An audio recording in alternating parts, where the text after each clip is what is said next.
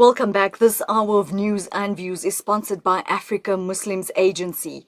Africa Muslims Agency, a beacon of hope to communities for over 35 years in Africa and beyond.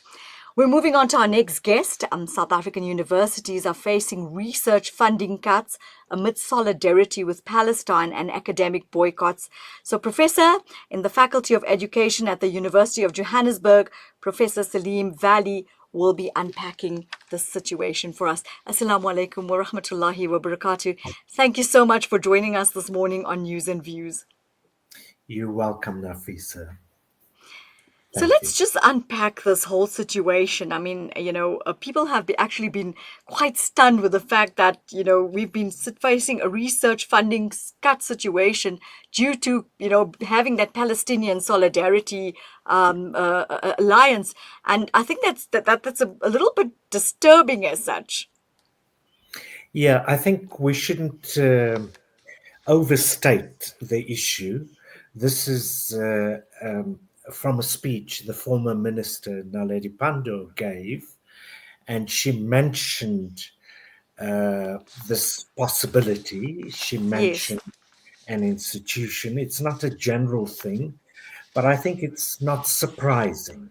I think many of the donors, many of the companies, might try to blackmail universities because they support Israel.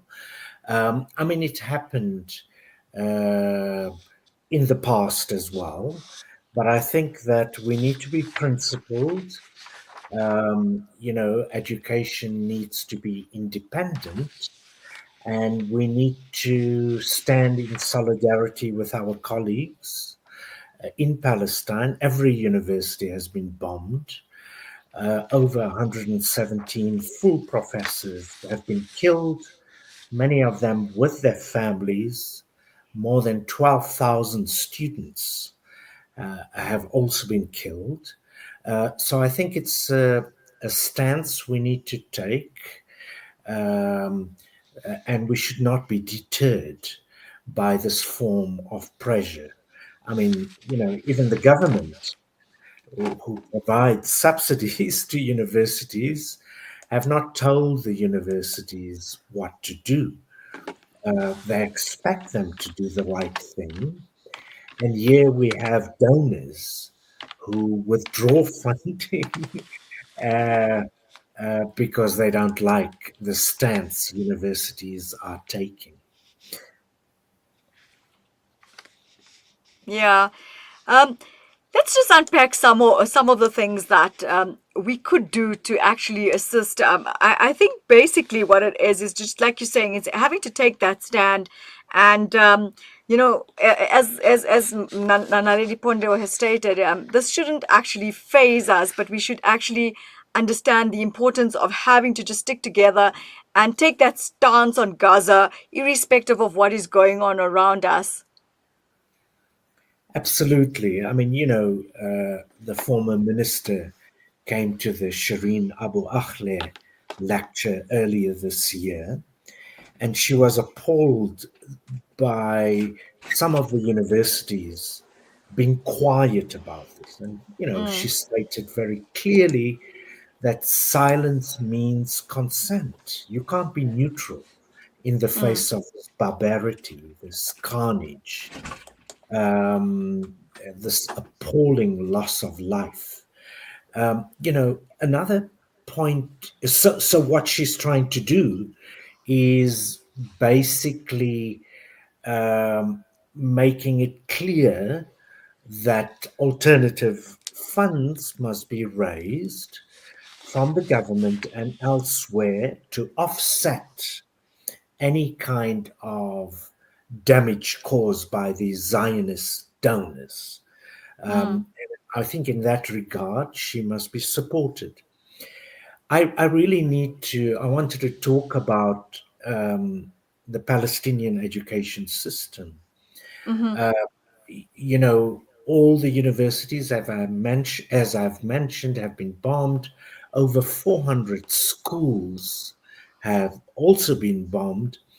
And the point is, despite the obstacles put in the way of Palestinians over decades, from Mm. 1948, still the literacy rate for Palestinians above the age of 15 is one of the best in the world.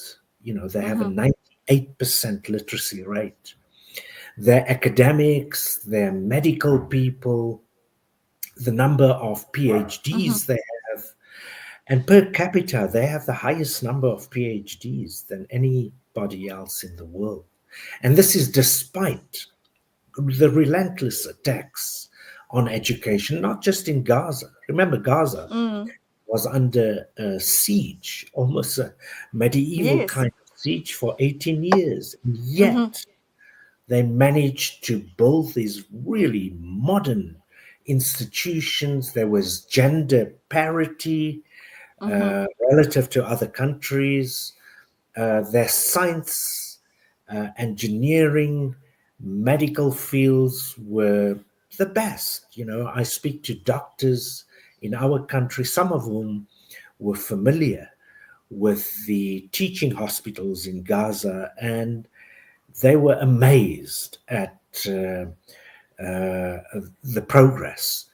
And Mm. what the Palestinians say is, we started these universities from tents, and we'll go back to tents and start afresh. So Mm. I think at the same time as we call for boycotting Israeli institutions, the other aspect is to support Palestinian academics who are trying to rebuild their institution. And in that regard, Wits University, and especially the dean, Yes. Professor Mahdi, um, of health sciences, has brought a number of final year medical students. So has UCT. So, we need to do both, because the Israeli academy, with a few exceptions of academics, by and large support the war machine, Mm. and they prevent the academics in Israel and students from flourishing. Mm. So I think that is what we need to do. We should not despair. It is horrible, but Mm. it's taken a genocide for people around the world. People who a few years ago weren't even aware of the atrocities because they've happened before, and Yes. who are now coming together, scholars around the world, despite the threats. In the States, in Germany, in other parts of Europe, academics lose their jobs, students lose their registration, they don't get scholarships. Mm. But people are saying that given the scale of this horror and of this genocide, we're going to go ahead, even if we have to make sacrifices. Most Uh, definitely. And I want to come in there. I mean, I know the former minister also said that the IC is, as a general principle, does not endorse academic boycotts. And citing the Article 27 of the Universal Declaration of Human Rights and its own principles of freedom and responsibility in science, it's also talking about the violating human rights as far as knowledge and academia is concerned. And I think that's what we also need to stand for, is to say, why are they being denied those particular rights? We need to take a stance as far as that is concerned. no, no, absolutely. I mean, the ICJ is clear. The United Nations General Assembly is also clear, and the UN General Assembly resolution, which called on Israel to relinquish all occupied territory, and anybody who supports Israel in any shape or form, whether sending coal to fuel the war machine, whether supporting academics in Israel or trading with Israel, are basically complicit in the apartheid state of Israel, the genocidal state of Israel. Similarly, with the ICJ order which mentions a plausible genocide, all states around the world are obliged not to support Israel in any form of shape, Mm. including through academic and economic boycotts. Yeah, coming in there, I mean, I know you've said it before, is that if they threaten to withdraw funds, of course, they indulge in academic blackmail, which is not acceptable because, I mean, at the end of the day, everybody has that right to knowledge. And that is something that you said that you're also going to take a principled stand on. And obviously, when we do that, there is some form of sacrifice. But if we look at the Palestinians, they're so resilient and they're so innovative in what they do, irrespective of the type of situations that they face. They've innovated themselves in their spaces to be able to just carry on and do what they need to do. And I think the academia is one of it. No, absolutely. I mean, it's the whole sumud that Palestinians have. I mean, as Gaza is being bombed relentlessly, not only the north, as people are starving, they understand the importance of education and they're using tents.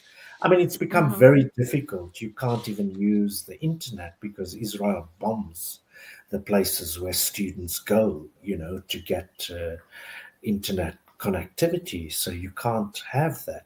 So it is extremely difficult. I don't think we should romanticize the issue, but I have no doubt that given this resilience, as you call it, Nafisa, or the Sumud, um, future generations of Palestinians will once again show, um, why they think education is important. It's always been, it's part of the resistance.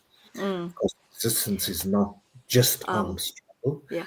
Prof, we seem to be running out of time. What would you like to leave us with this morning? There must be an imperative message that you'd like to have our audience leave with and make them actually understand that how we need to stand with the Palestinians and including with the situation that you're facing right now is that we're not going to accept this. We will not take this and we will find the alternate ways of dealing with it and finding amicable solutions. I think we should just take a leaf from the Palestinians themselves, despite the horror they continue resisting in all ways. Our struggle, we called Mm. on the world to isolate apartheid South Africa. And even people like Archbishop Desmond Tutu, that Mm. we can't be neutral, he told the world.